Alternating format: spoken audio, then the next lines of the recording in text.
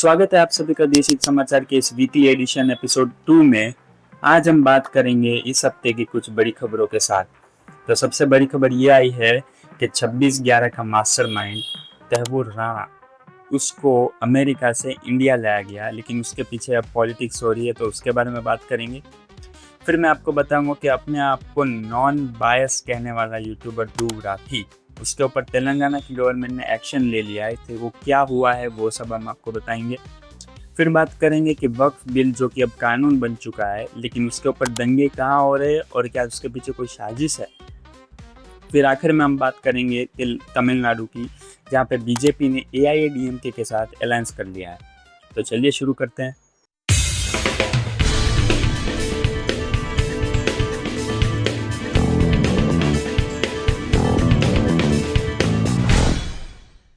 तो सबसे पहले बात होगी 26/11 के मास्टरमाइंड तैमूर राणा की। उसे अमेरिका से इंडिया लाया गया। Rana is now being taken to the Patiala House Court in Delhi amidst a very tight security convoy. और सीधा रात को 2 बजे तक कोर्ट में सबसे पहले उसकी पेशी हुई।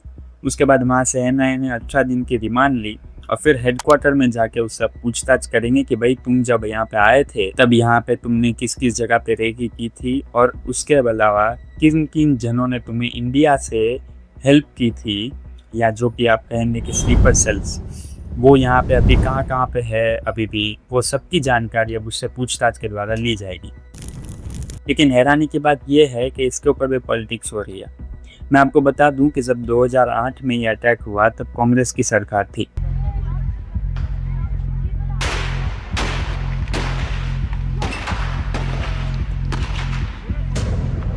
लेकिन 2008 से 2014 तक इसको इंडिया में लाने के लिए ज़्यादा कोई मेहनत नहीं हुई।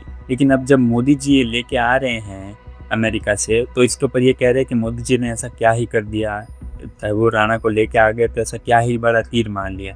मतलब खुद तो लेके नहीं आ पाए, अब जब कोई लेके आ रहा है तो उसके ऊपर आप ये कह रहे हैं कि क्या बड़ा तीर मार लिया। राणा को लाया है, अच्छी बात है, लेकिन अब राणा फेस्टिवल मत करिए।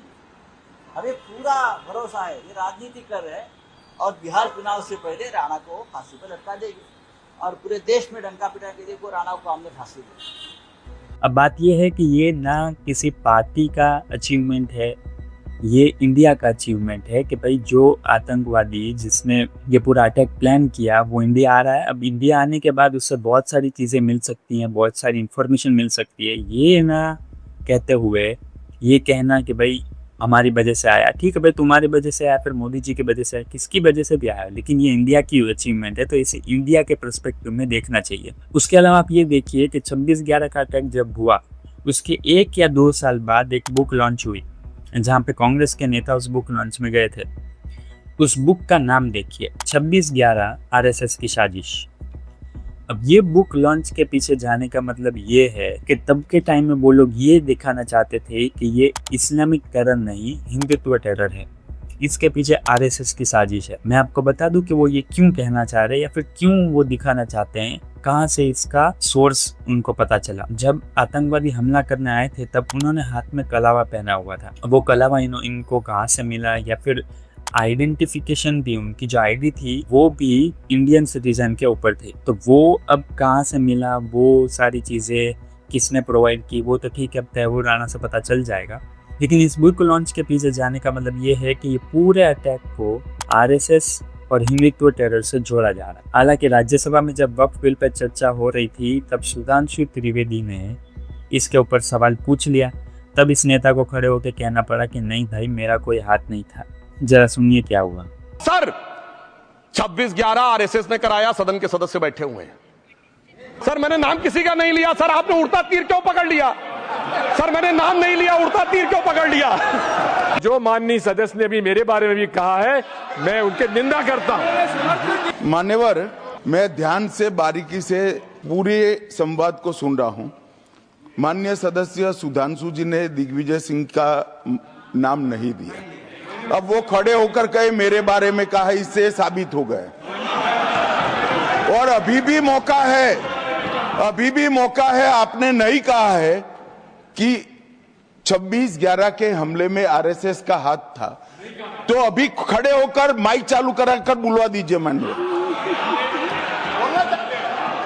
और आपत्तिजनक बात है, मैंने ये बात कभी नहीं कही है, ये आप लोगों का प्रचार है। उसके अलावा आप ये देखिए, जो अजमल कसाब था, अगर वो जिंदा ना पकड़ा जाता तो लोग उसे हिंदू टेरर घोषित कर चुके थे। आप याद कीजिए, राकेश मारिया मुंबई पुलिस के पूर्व कमिश्नर, उनकी किताब आती है रिटायरमेंट के बाद, और वो क्या लिखते हैं?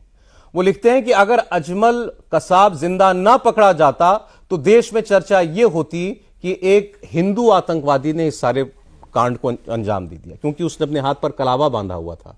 उसकी जेब में एक आईडी कार्ड मिला था जिसमें उसको बेंगलुरु का नागरिक बताया गया था और एक स्टूडेंट बताया गया था। अब बात करते हैं दूसरी खबर की, जहां पे अपने आप को नॉन बायस कहने वाला यूट्यूबर ध्रुव राठी, उसके ऊपर तेलंगाना की गवर्नमेंट ने एक्शन ले लिया।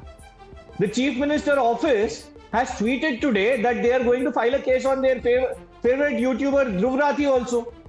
अब मैं आपको पूरा बता देता हूँ कि हुआ क्या। तेलंगाना की गवर्नमेंट ने यूनिवर्सिटी ऑफ हैदराबाद में एक फॉरेस्ट एरिया को काटने का काम कर रहे थे। वहाँ पे सब बोल रहे थे कि आईटी पार्क वगैरह बनाएंगे, लेकिन वहाँ पे यूनिवर्सिटी ऑफ हैदराबाद के स्टूडेंट्स ने प्रोटेस्ट किया कि ये काटा ना जाए क्योंकि यहाँ पे एनिमल्स को हार्म होगा। तो उसके ऊपर ध्रुव राठी ने वीडियो बना ली। अब उसको पता है कि नहीं यहाँ पे तेलंगाना की गवर्नमेंट कांग्रेस की है या फिर क्या हुआ, पैसे नहीं मिले या फिर क्या है वो पता नहीं, लेकिन उन्होंने वीडियो बना लिया। अब उसके ऊपर तेलंगाना की गवर्नमेंट ने एक्शन ले लिया, ये कहते हुए कि ये एआई से जनरेटेड है, इसमें एआई क्लिप्स यूज की गई है।